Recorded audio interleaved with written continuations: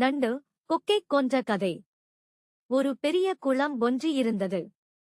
அந்த குளத்தின் கரையோரத்தில் கிழக்கொக்கு ஒன்று விசனமுடன் ஒற்றைக் காலில் நின்று கொண்டிருந்தது. துள்ளிக் கொண்டிருந்த மீன்களில் ஒன்றுக்கு சந்தேகம் வந்தது.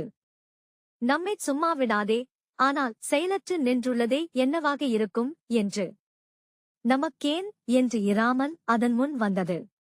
என்ன கொக்காரே, உன் ஆகாரத்தை கொத்தாமல் சும்மா நிற்கிறீர் என்றது. நான் மீனைக் கொத்தித் தின்பவன்தான், ஆனாலும் இன்று எனக்கு மனசு சரி இல்லை என்றது கொக்கு.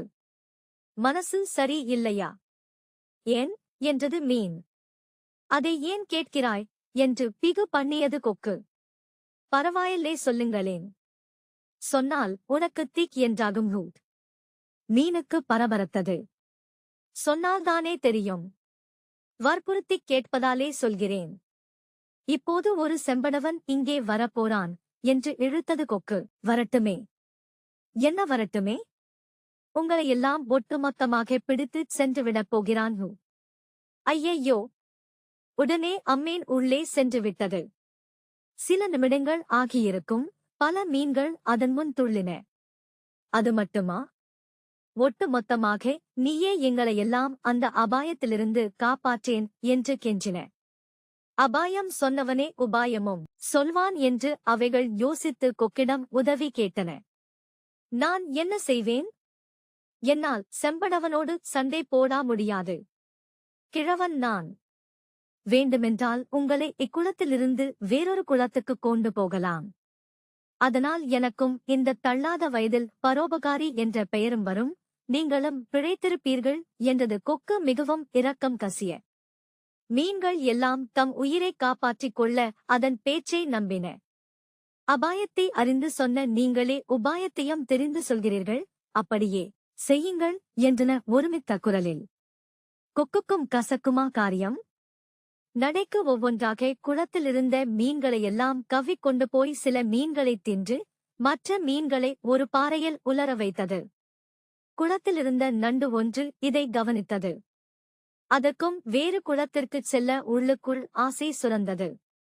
ஓ சீவகாகுண்யனே, என்னையும் அவ்விடத்திற்கு கொண்டு போங்கள் என்று கெஞ்சியது.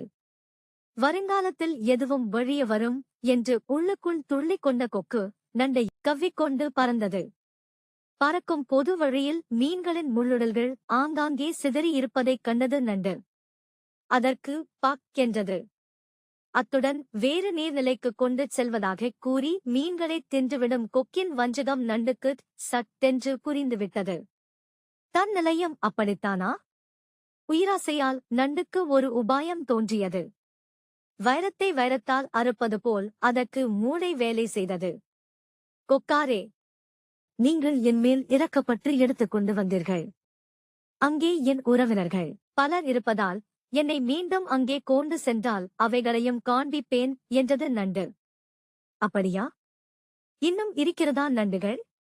எனக்கு உறவினர்கள் அதிகம், பல இருக்கின்றன. ஆஹா, அதிர்ஷ்டம் என்றால் இப்படித்தான் வரவேண்டும், நம்பாடு யோகம்தான் என்று மகிழ்ந்த கொக்கு மீண்டும் நண்டைக் கௌவிக் கொன்று பழைய குளத்தை நோக்கி பறந்தது. குளத்துக்கு நேராக வரும்போது அதுவரை மண்டு போலிருந்த நண்டு தன் கொடுக்கினால் கொக்கின் கழுத்தை 2 துண்டாக்கிவிட்டு குளத்து நீரில் விழுந்து உயிர் பிழைத்துக் கொண்டது. அபாயம் சொன்னவனிடமே உபாயம் கேட்ட மீன்கள் செத்தன. வஞ்சமனத்தானின் உபாயமும் அபாயமே என்றறிந்து கொன்றுவிட்ட நண்டு பிழைத்த.